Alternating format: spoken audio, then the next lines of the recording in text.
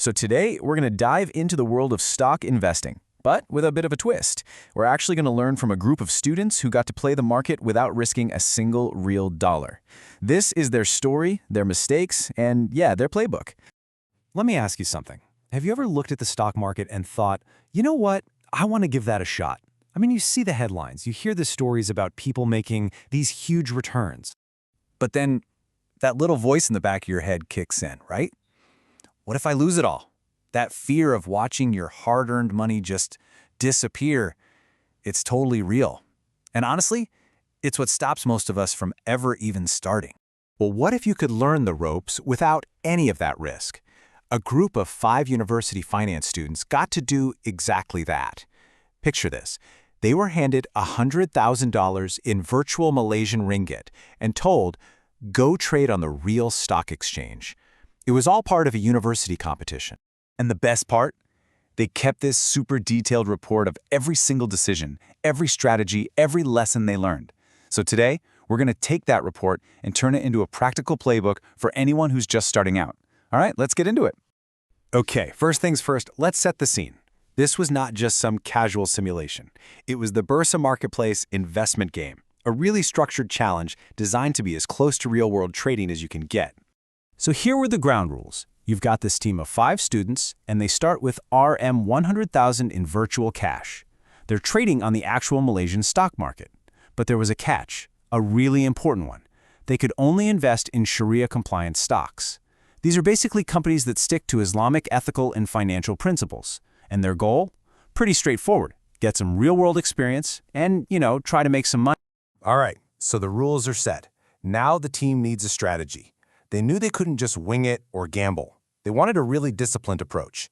So they decided to go with this kind of hybrid model, mixing 2 classic ways of thinking about stocks. Here's how their hybrid strategy worked. On one side, you have fundamental analysis. This is basically just doing your homework on a company. You're asking, is this company actually any good? Is it financially healthy? Is it in a solid industry? Then they blended that with technical analysis, which is a totally different beast. That's all about looking at charts, spotting patterns and prices, and trying to figure out the perfect time to hit buy or sell. And on top of that whole hybrid strategy, they laid down some hard and fast rules for themselves, non-negotiables. Rule 1, diversify. The classic, don't put all your eggs in one basket. Rule 2, never, ever put more than 20% of their capital into a single stock. Rule 3 was smart. They stayed away from those super cheap, super volatile penny stocks by only buying shares that cost more than 50 cents. And the last one, they had a really strict cut-loss rule to manage their risk. And that last rule? Well, that's where things got really interesting. Every good story has a turning point, right? For these students, it came from a rule that was supposed to protect them, but it actually ended up costing them. Let's just call it the 2% mistake. So here's exactly what went down. Their rule was to automatically sell any stock if it dropped by just 2%. I mean, that sounds super disciplined, doesn't it? So they do their research, they buy into this promising cement company, and then the price dips by 2%. The alarm bells go off, they follow the rule, and they sell right away. But almost immediately after they sold, the stock just turned right back around and started climbing. They followed their rule perfectly, but it turned out to be the wrong rule for how markets actually behave. And in their own words, right from their final report, they said that a 2% trigger was just too sensitive and inefficient. I mean, think about it. Normal, healthy stocks jump up and down way more than that in a single day. Their rule was just too rigid. It didn't understand the market's natural rhythm. Okay, so after learning that lesson the hard way, they got smarter. They totally refined their approach.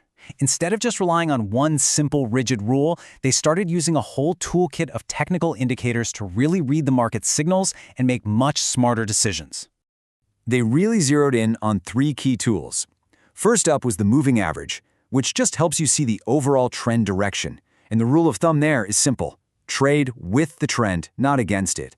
Then they use something called the RSI, the Relative Strength Index.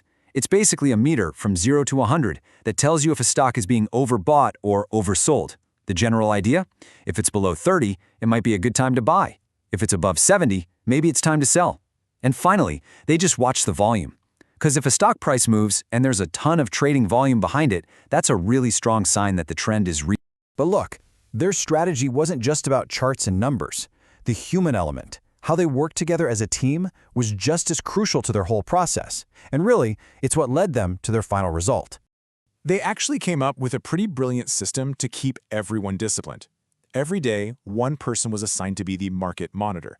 And if that person saw a potential opportunity, they couldn't just jump on it. Nope, they had to share their charts and their thinking in the team's WhatsApp group. Then the whole team would talk it over, and they wouldn't make a single move without 100% agreement. This simple process was huge. It took all the emotion and individual gut feelings out of the equation. So the big question, after all the strategies, the big mistakes, and all that teamwork, where do they end up? Well, when the game was over, their final portfolio value was 100,675 ringgit.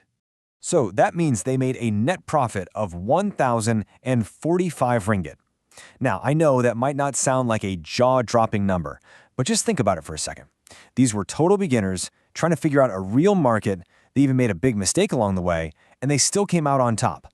They proved that being careful, disciplined, and working as a team, well, it actually works.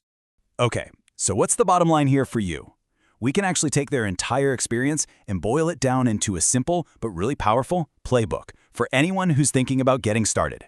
So here are the big takeaways. Number 1, start with a plan for sure, but be totally ready to change it if it's not working, just like they did with that 2% rule.